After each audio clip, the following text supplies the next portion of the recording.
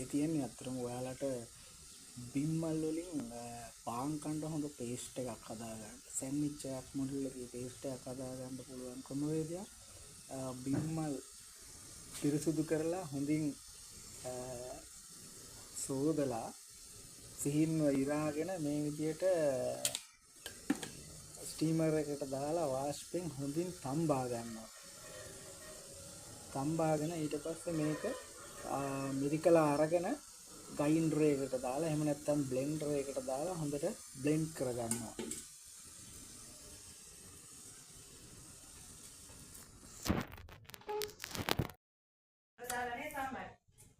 ඊට පස්සේ මම අවශ්‍ය කරන ද්‍රව්‍ය ටික දාන්නම්. මේකෙදි කැරට් ලීක්ස් ගෝවා සහ සුදු ලූණු සහ බීලූණු මේ විදියට සිහිම්ව කපාගෙන මේක වෙන වෙනම බ්ලාන්ච් කරගන්න ඕන. බ්ලාන්ච් කරගන්නවා කියන්නේ නටන ජලයේ සිහින් රෙදි කඩක් ආධාරයෙන් තප්පර 30ක් විනාඩියක් විතර තියලා ආය නැවත සීතල වතුරට දාලා ආය වෙනම මේක ගන්න ඕනේ. ඒ අරගෙන අර ඊට පස්සේ හදා ගන්න ඕනේ අබ සහ විනාගිරි මිලිලීටර් 10ක් විතර අරගෙන අබයි විනාගිරි සුදු ලූණුයි එකට මිශ්‍ර කරලා අබ පේස්ට් එක හදා ගන්න ඕනේ. අබ පේස්ට් එක හදාගෙන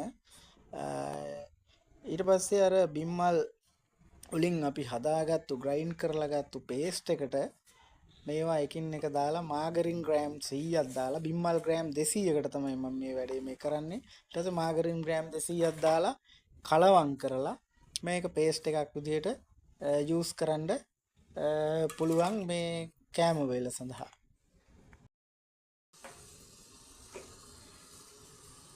මේ විදිහට එළවලු අපි කපාගත්තු එක බ්ලාන්ච් කරගන්නවා. තප්පර 30ක් විතර නටන වතුරේ තියලා නැවත සිසිල් වතුරට දානවා.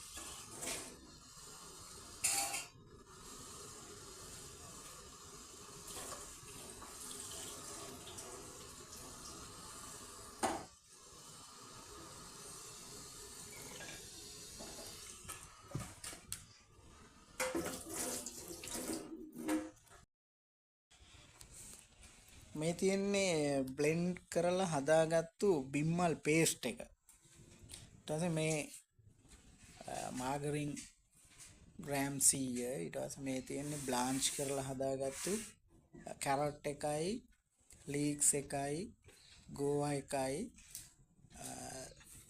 ලූණු ටිකයි. ඊට පස්සේ මේ තියෙන්නේ විනාගිරි අබයි සුදු ලූණුයි දාලා හදාගත්තු අබ පේස්ට් එක. ඊට පස්සේ කරන්න තියෙන්නේ මේ ටික දාලා එකට කලවම් කරගන්න එක. ඇස්ට්‍රා ටික දාලා කලවම් කරගන්න එක. ඊට පස්සේ අවශ්‍ය පරිදි ගම්මිරිස් සහ ලුණු අපිට එකතු කරගන්න පුළුවන්. මේකේ ප්‍රමාණයක් නැහැ. තම තමන්ගේ කැමති වෙන පරිදි දරුවෝ ඉන්නවා නම් ගම්මිරිස් පොඩ්ඩක් සැරට කන්නේ නැත්නම් අඩුවට දාලා හදාගෙන ඊට පස්සේ මේක පේස්ට් එක විදියට හදාගෙන මේක පාන් වල ගාලා අපිට ආහාරයක් විදියට ගන්න පුළුවන්. විශේෂයෙන් මේක සකසන්නේ බිම්මල් කෙලින්ම ආහාරයක් විදියට සමහර අය කන්නේ නැත්නම් මේක සෑන්ඩ්විච් එකක් විදියට එහෙම නැත්නම් පාන් වලදී මේක පාවිච්චි කරගන්න තමයි අපි මේ වැඩේ ඔයාලට මේක පෙන්වුවේ. ඊට පස්සේ ඇස්ට්‍රා ටික දාලා අපිට හොඳට මික්සර් එක කලවම් කරගන්නවා බිම්මල් පේස්ට් එකට.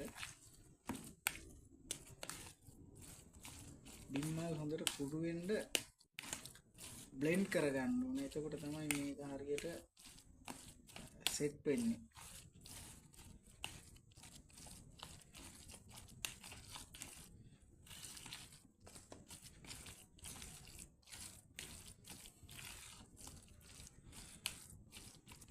ඊට පස්සේ අපිට හිමීට කැරට් එක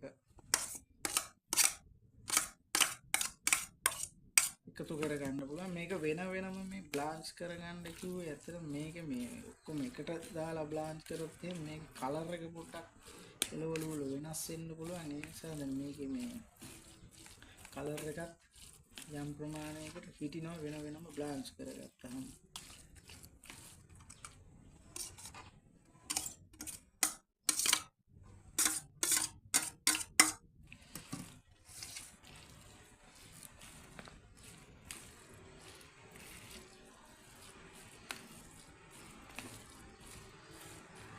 පස්සේ අපිට අබ පේස්ට් එකෙන් එකතු කරගන්න පුළුවන්.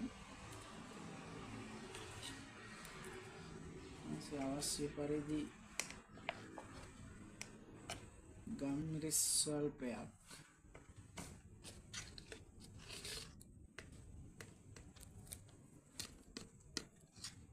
අවශ්‍ය පරිදි ලුණු ස්වල්පයක්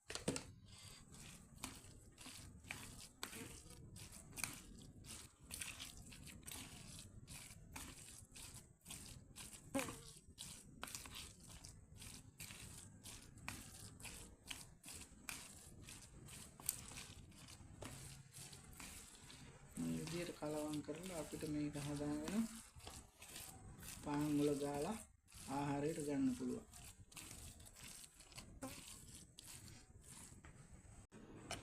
ගම්මිරිස් ස්වල්පයක්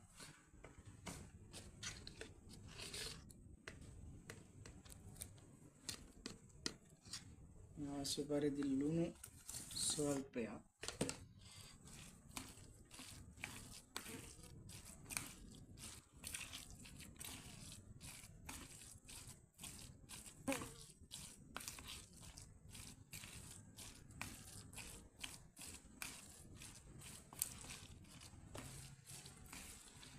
විදියට කලවම් කරලා අපිට මේක හදාගෙන පාන් වල දාලා ආහාරයට ගන්න පුළුවන්.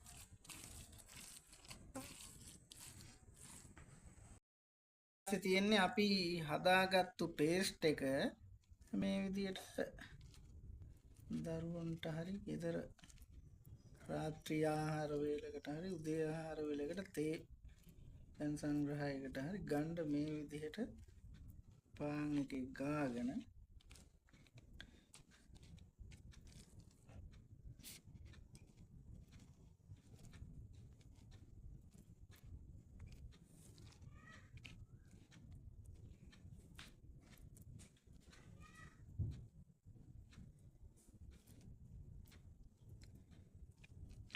සැන්ඩ්විච් එකක් විදිහට අපිට මේක පාවිච්චි කරගන්න පුළුවන්. මේ විදිහට ආහාරයට ගන්න පුළුවන්.